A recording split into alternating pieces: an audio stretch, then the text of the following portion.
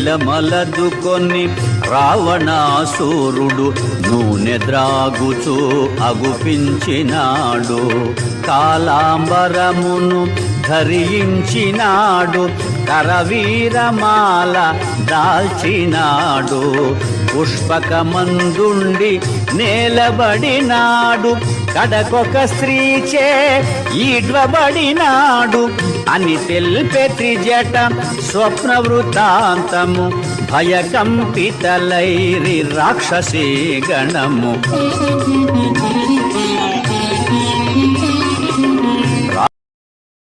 రావణుండు వరాహము పైన, కుంభకర్ణుడు ఒంటె పైన, ఇంద్రజీతు మకరము పైన దక్షిణ దిశగా పడిపోయినారు. రాక్షసులందరూ గుంపు గుంపులుగా మన్నున కలిసిరి సమూలముగా అని తెల్పే త్రిజట స్వప్న వృత్తాంతము. భయకంపితలైరి రాక్షసీ గణము.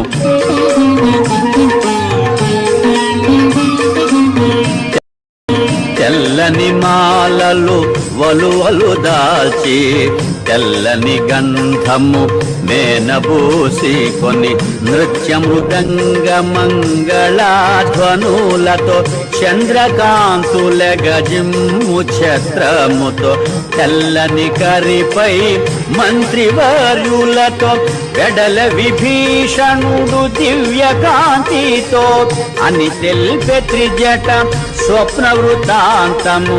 భయకంపితలైరి రాక్షసీ గణము.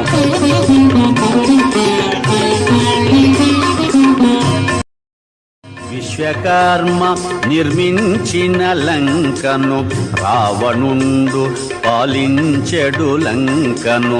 రామదూత ఒక వానరోత్తముడు రుద్రరూపుడై దహించినాడు. ప్రళయ భయానక సదృశమాయను, సాగరమున లంక మునిగిపోయేను అని పల్కు త్రిజట మాటలు వినుచు నిద్ర తూగిరి రాక్షసవనితలో.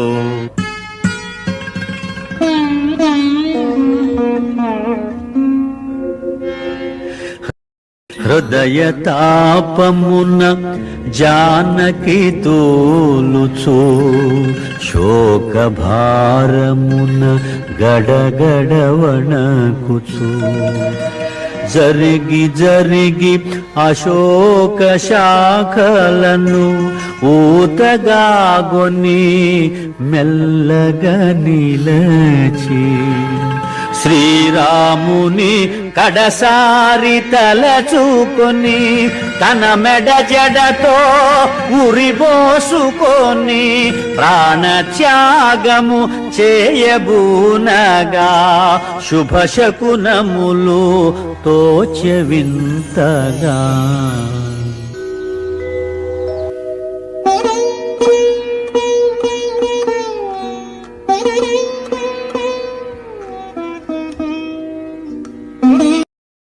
సీతకెంత దురవస్థ కటిల్లే, నా తల్లి నెటులా ఊరడించవలే, నన్ను నేనెటులా తెలుపుకోవలే, తల్లి నెటులా కాపాడుకోవలే.